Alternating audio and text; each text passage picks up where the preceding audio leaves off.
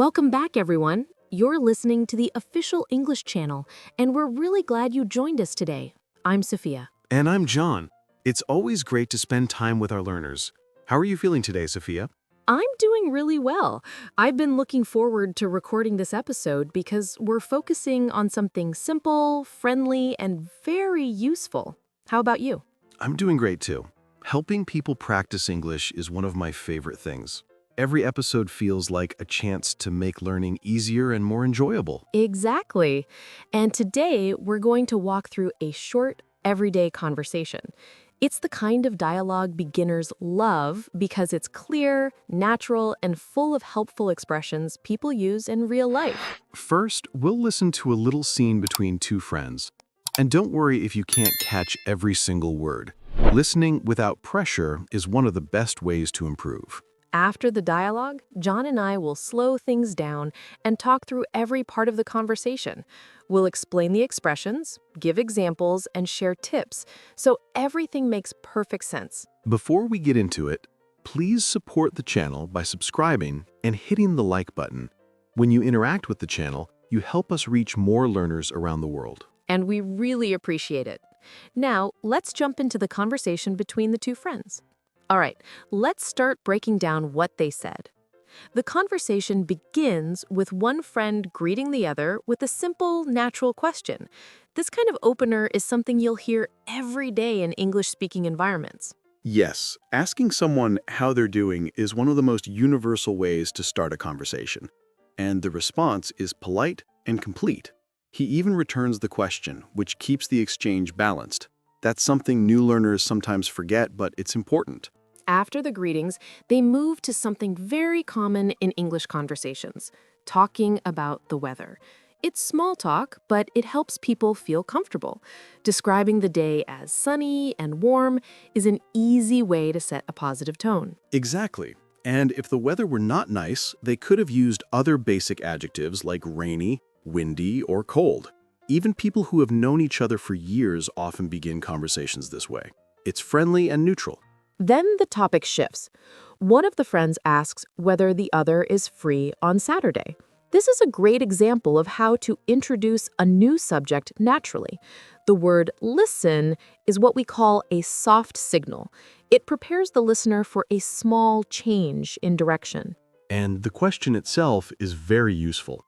Asking someone if they're free is just another way to ask if their schedule is open. It's polite, but it gets right to the point. His answer, "I think so," is another expression worth remembering. It's not a strong yes, but it's close. Then he asks why she wants to know, which is a polite way of asking for more information. It shows he's open to hearing her idea without sounding confused or rude. At that point, she explains her plan. She'd like to go to the park and have a picnic. That's a simple activity, and she uses the phrase "we could" to offer a suggestion. It's softer than saying "we should." Asking whether the other person likes picnics is smart because it checks the other person's preference before making definite plans. And his answer is enthusiastic. He doesn't just say he likes picnics, he says he loves them. And that positive reaction keeps the conversation flowing. Next, she mentions that they can eat, relax, and enjoy the sunshine. She's building a picture of what the day might look like, and that helps both people get excited about the plan.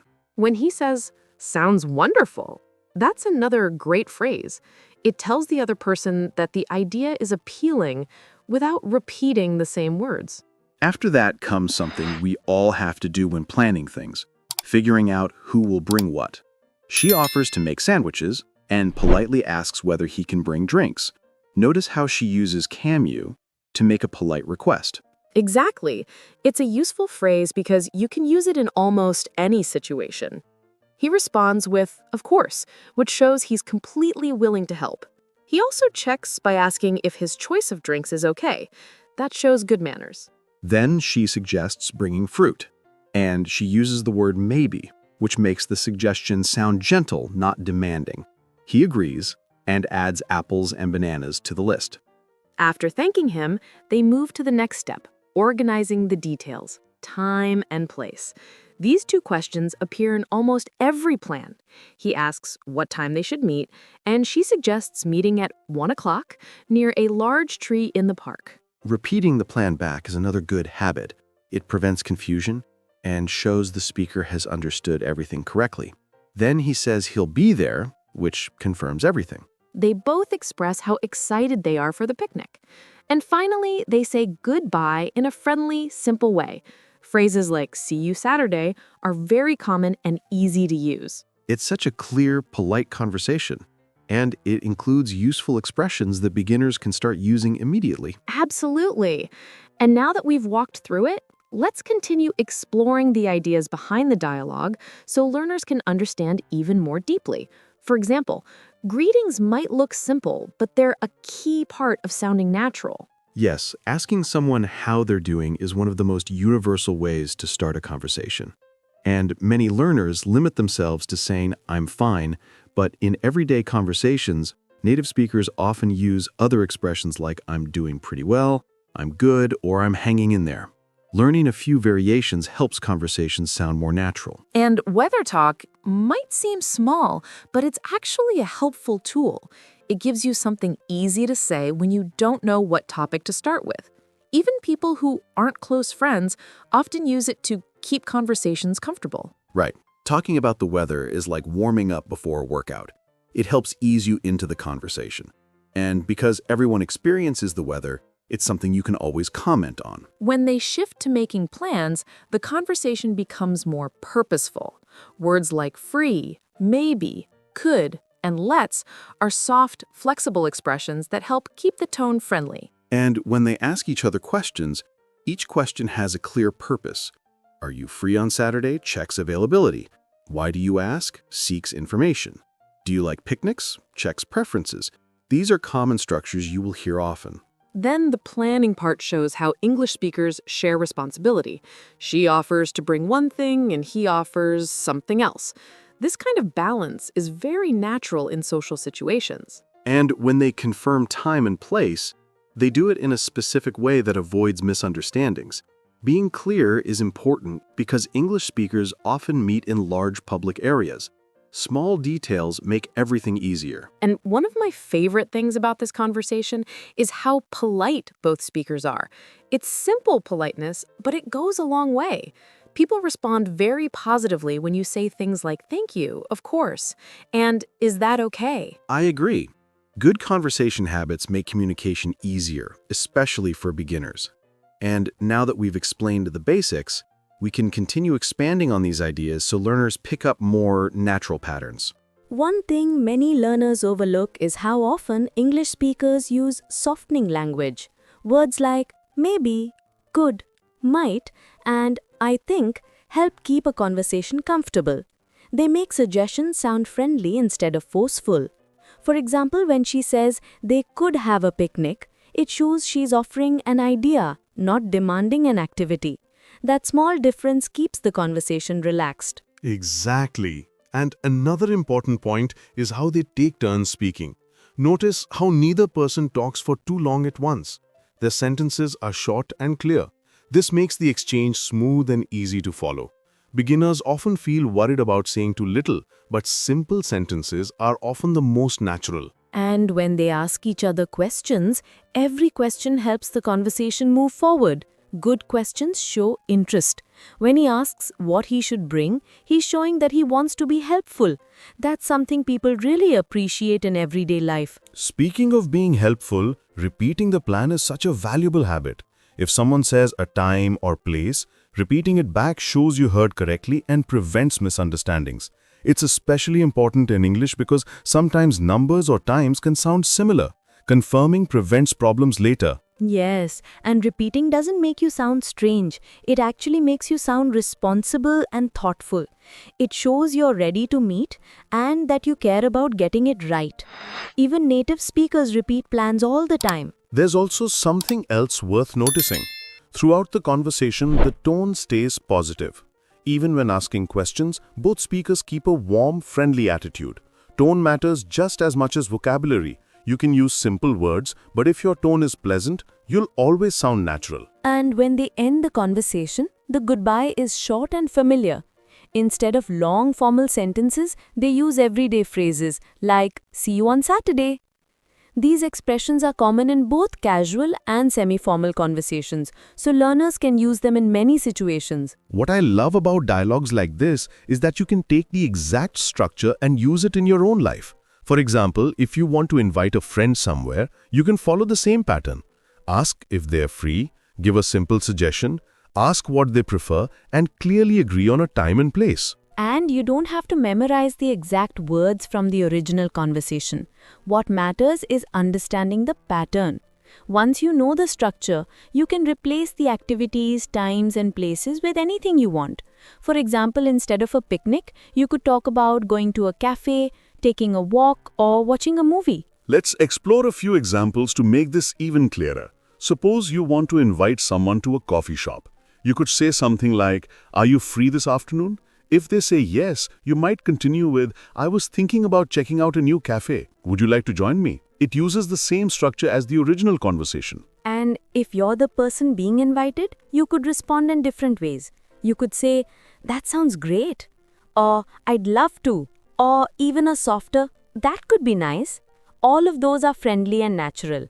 Learning variety and responses makes you sound more fluent. Exactly. And if you want to ask what to bring, you can say, "Is there anything I can bring?" or "Do you want me to bring something?" This keeps the exchange polite, especially if you're going to someone else's event. We can also look at the way they talk about the weather. Weather vocabulary is simple but powerful. You can say sunny, warm, cool, windy, cloudy, freezing, or hot. You can add phrases like kind of, really, or a little to make your description more natural. For example, "It's a little windy today," or "It's really warm outside." And even though weather talk might seem small, it works as a great opener because it's neutral. Nobody feels pressured and both people can respond easily. That's why people use weather to start conversations at work, at bus stops, in stores, and even at social events. Another great thing about the dialogue is the feeling of cooperation. One person brings sandwiches, the other brings drinks and fruit. This sharing is common in English-speaking cultures. It shows kindness and makes activities feel more balanced. And it helps build stronger relationships. When both people contribute, the activity becomes more enjoyable for everyone. It's a small detail, but it makes a big difference. Now, let's talk for a moment about the vocabulary they use. Words like picnic, sandwiches, juice, water, apples, and bananas are everyday items. This makes the conversation relatable. Even if you've never had a picnic, you've probably eaten these foods or gone to a park. And describing a park is easy because you can use basic words like grass, trees, benches, and playground. When you have simple vocabulary like this, you can describe your plans more clearly. There's also the phrase, "let's meet at." This is very useful when you're arranging plans. You can use it with times and places. For example, "Let's meet at noon," or "Let's meet at the library." It's polite, direct, and easy to use. And the phrase, "I will be there," is another strong expression. It shows commitment. When you say it, it tells the other person they can count on you. It builds trust and avoids confusion. Another part of the conversation I love is how they balance enthusiasm and clarity. They're excited about the picnic, but they still make sure every detail is clear. That combination makes communication smooth. And it's worth mentioning that tone is something you can practice even when you're alone. You can read sentences aloud and listen to how you sound. A friendly tone comes from speaking calmly, not too fast, and using natural pauses. Yes, pacing is important. Fast speech can make the listener feel rushed or confused. Slow, steady speech feels friendly and confident. You don't have to sound like a native speaker. You just need to sound clear and comfortable. Practicing dialogues like this one can help learners follow the rhythm of real conversations. You can practice the greeting section, then the planning section, and finally the closing section. Repeating these patterns helps build confidence. And remember, communication isn't about perfection. It's about connection. Even simple sentences can help you build strong relationships in English. The key is staying calm, listening carefully, and responding kindly. Another great strategy is to practice with variations. For example, instead of meeting at a big tree, you could meet near the fountain, by the entrance, or next to the playground. Using different places helps you learn location vocabulary. And if you're talking about what to bring, you can add more items. Maybe someone brings a blanket, a book, or a speaker for music. Practicing these variations helps you become more flexible with language. You can also practice invitation patterns. For instance, you can say, "Do you want to go for a walk?" Or, "Would you like to grab lunch?" Each version changes the tone slightly, but keeps the structure helpful and polite. And when you're responding to invitations, you can practice different levels of enthusiasm. You could say, "Sure, that sounds nice," which is polite but calm. Or you could say, "Absolutely, I'd love to," which is more energetic. Practicing different tones helps you express yourself better. Another useful skill is clarifying. If you didn't hear the time or place clearly, you can say, "Sorry, what time did you say?" Or, "Could you repeat the location?" These phrases help keep communication clear without sounding rude. And if you want to confirm details yourself, you could say, "So we're meeting at 1 o'clock, right?" Or, "We're meeting by the big tree." This helps you double-check the plan. All of these techniques grow from simple conversations like the one we listened to. That's why beginner dialogues are so valuable. They give you the core building blocks for everyday communication. And the more you practice those blocks, the more natural your speech becomes. You'll start recognizing patterns in movies, podcasts, and real conversations. Soon you'll understand the rhythm without even thinking about it. Speaking of rhythm, the conversation also models polite turn-taking. Each speaker waits for the other to finish before responding. This balance keeps conversations comfortable and enjoyable. A good way to practice turn-taking is by listening to native speakers and noticing how long they speak before pausing. It's usually just a few sentences at a time, not long speeches. And when you're speaking, don't worry about making mistakes. Mistakes are part of the learning process. What matters is trying, listening, and improving little by little. The conversation we discussed is also a great example of how to show friendliness through language. Words like great, wonderful, perfect, and excited create a positive atmosphere. Using positive words can make your conversations warmer and more enjoyable. And this positivity can help build friendships, especially when you're meeting new people. Even if your vocabulary is simple, positive words make a strong impression. Another lesson we can take from the dialogue is how people show gratitude. She thanks him for helping, and he responds kindly. Expressing thanks is important in English-speaking cultures because it shows respect and appreciation. And there are many ways to say thank you. You can say thanks, thank you so much, or I appreciate it. All of these sound polite and genuine. And when someone thanks you, you can respond with, "You're welcome," "No problem," or "Glad to help." These responses help keep the tone friendly. So when learners practice conversations like this one, they aren't just learning words. They're learning how to express kindness, politeness, and clarity, all essential parts of real communication. And with each new conversation, these habits become stronger. That's why we encourage listeners to repeat dialogues, explore variations, and practice with confidence. Let's keep going deeper into how these patterns help in real life. For example, imagine you're meeting someone in a new city. Instead of saying, "meet at the park," you might say, "Let's meet in front of the library," or "Let's meet at the bus stop on Main Street." Location phrases like in front of, next to, behind, and across from are extremely useful. You can mix them with different places to create clear directions. And when confirming time, you can use expressions like around noon, at about 9, or early in the afternoon. These phrases help you express time without needing exact minutes. You can also practice using could and can in different ways. For example, you could say, "We could grab ice cream after the movie," or "Can you bring the tickets?" These structures appear everywhere in daily life. And when expressing excitement, you can use phrases like, "I'm looking forward to it," "I can't wait," or "I'm excited about it." These expressions help you share enthusiasm naturally.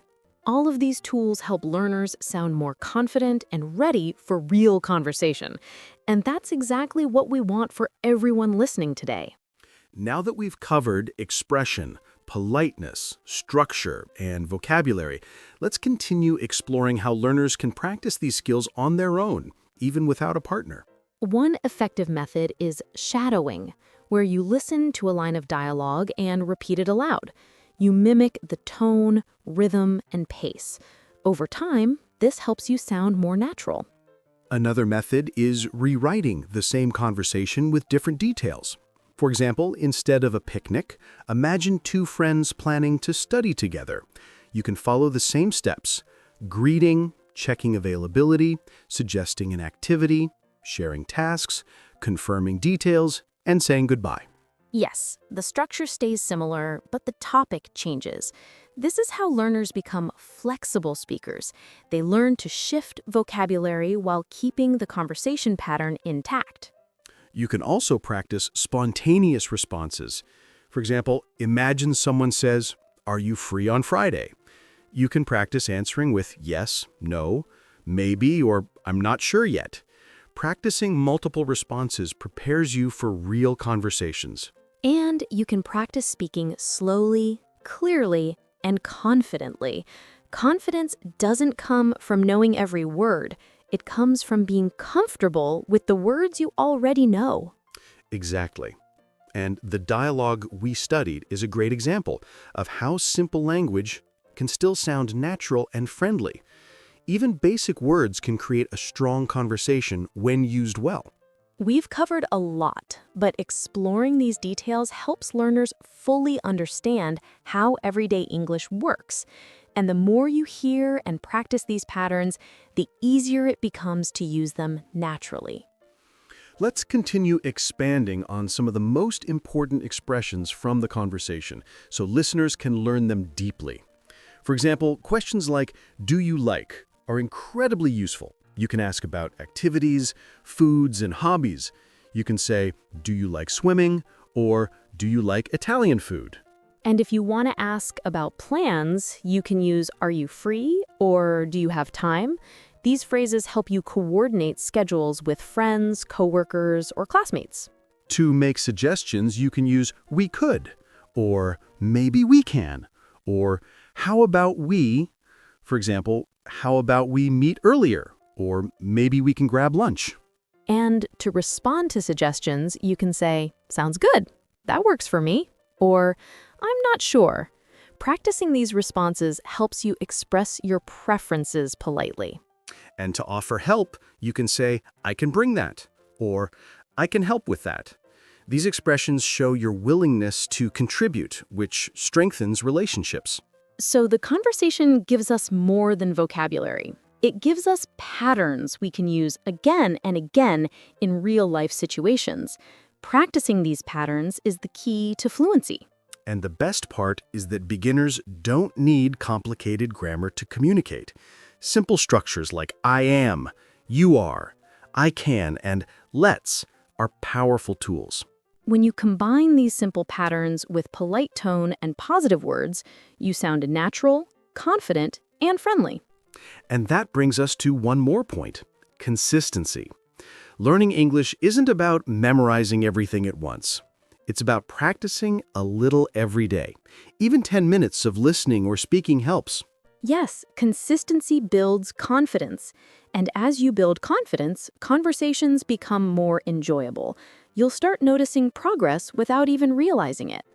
We hope this deep dive into the conversation helps you truly understand how everyday English works. And the more you practice these patterns, the easier real conversations will feel. Thank you for staying with us. We're not finished yet. In the next part, we'll continue exploring conversation skills, natural phrasing, and practical examples that you can use right away, no matter your level. Let's keep going.